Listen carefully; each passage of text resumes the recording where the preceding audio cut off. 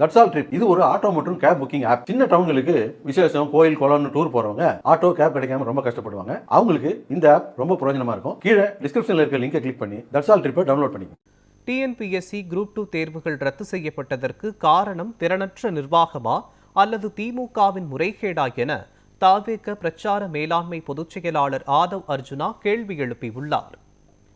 இது தொடர்பாக அவர் வெளியிட்டுள்ள எக்ஸ் தள பதிவில் 2024ஆம் ஆண்டின் தொடக்கத்தில் நடைபெற்ற பணி நியமனங்களில் 888 கோடி ரூபாய் ஊழல் நடைபெற்றதாக குற்றச்சாட்டு எழுந்துள்ளது என சுட்டிக்காட்டியுள்ளார். இப்படிப்பட்ட நிலையில் தமிழ்நாட்டின் தலைநகர் சென்னையில் உள்ள டிஎன்பிஎஸ்சி குரூப் 2 தேர்வு மையங்களில் குளறுபடி என்பதை சாதாரணமாக எடுத்துக்கொள்ள முடியாது என குறிப்பிட்டுள்ளார். இந்த விவகாரத்தை பணியில் உள்ள உயர்நீதிமன்ற நீதிபதி தலைமையில் தனிக்குழு அமைத்து விசாரிக்க வேண்டும் என வலியுறுத்தியுள்ள ஆதவ் அர்ஜுனா, ஒரு போட்டித் தேர்வை கூட நேர்மையாகவும் குளறுபடிகள் இல்லாமல் நடத்துவதற்கு திறனற்று திமுக இருக்கிறது என விமர்சித்துள்ளார்.